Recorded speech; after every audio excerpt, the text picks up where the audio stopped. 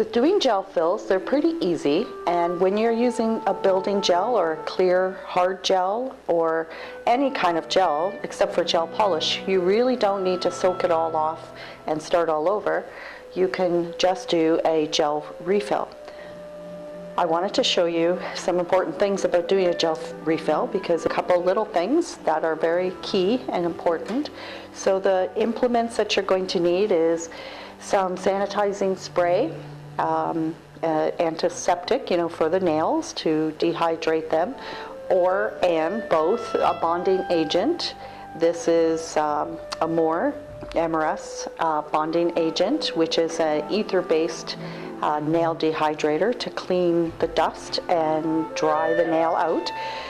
You could use rubbing alcohol, but rubbing alcohol is a water-based product, and when you're doing a refill, you could get a little bit of the moisture trapped in the refill areas. So stay away from any of the alcohol or water-based products.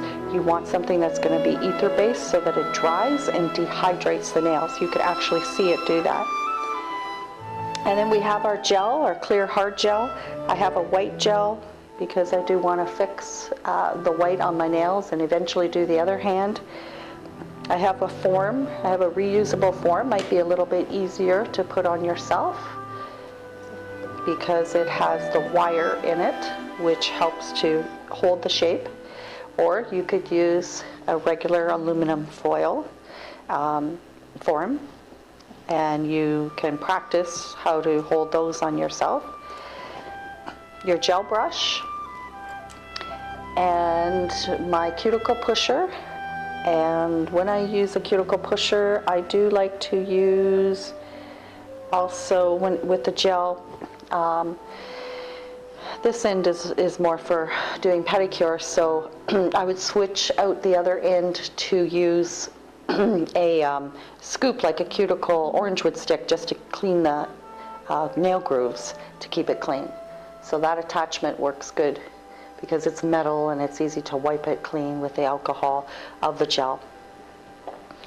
And then I have acrylic nippers. Acrylic nippers usually have a heavier jaw, stronger jaw, and you only use them for that. You save your cuticle nippers, are a little bit finer point for trimming the skin, but acrylic will help to lift if there's any of those areas where it's loose and is lifted. And then I have a few files. White is good because it won't show any of the black grit, or your 100 and 150 or 180 grit. So what I've done already is file them with my black file to reshape, and they've been growing out. It's been about 3 weeks and they've held on really, really good. But I needed to do a refill. You can see how much has grown out. So I've already filed them, reshaping them, getting a nice contour and curve and beveled on the free edges, rebalancing them because the area on the center of the crown of the nail will have grown out, and you need to rebalance that so that it looks more natural and looks more slender. So I've already done that, and then I've already pushed back my cuticles so that you don't have any skin that's going to adhere to the natural nail plate when you're etching, so make sure that that's all pushed back.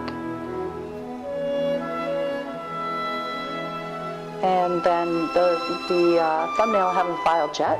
You can see I have my gel polish lanula on there. Now I want to show you this. This is what you have to watch for. You can really see it good because I haven't dehydrated it yet. This is the regrowth, the refill line. Some of it was peeled away, so I peeled it away, but when I was filing, you can see this is an air pocket. So when you have white areas like this, you need to totally remove those white areas without thinning and filing away the whole natural nail. You want to thin it out so that you don't get any air pockets, because if you get moisture under there, that's what will cause mold. So I'm going to use my acrylic nippers, just the back of the jaw, not the point, but the back of it, just to pop that up a bit and to file it away so we don't have any air pockets under the gel.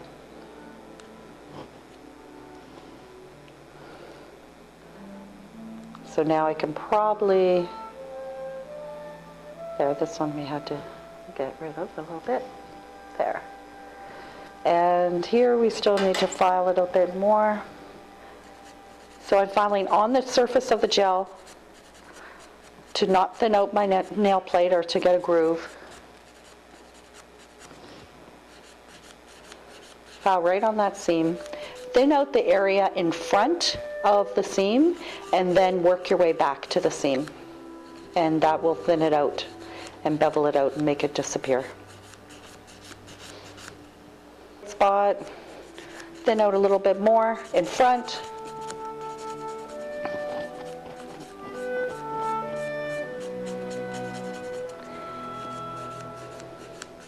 And then I'm going to stand up my file right on the seam.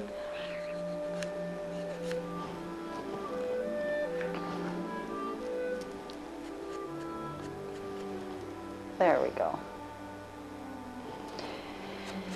And then let's spray with some antiseptic nail spray. We'll let that dry. Fan.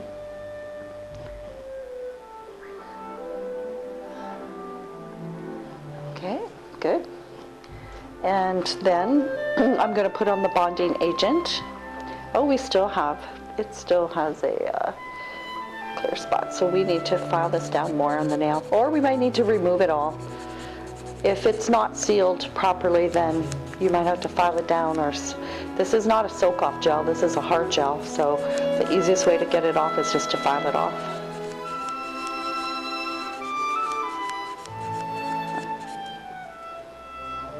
So I pretty much had to file that off. Now we're going to put the bonding agent, or gentle bond, which is an ether-based nail prep. And you can see as it dries, it goes chalky looking. So just take a minute here to dry, and on the natural nail it'll disappear.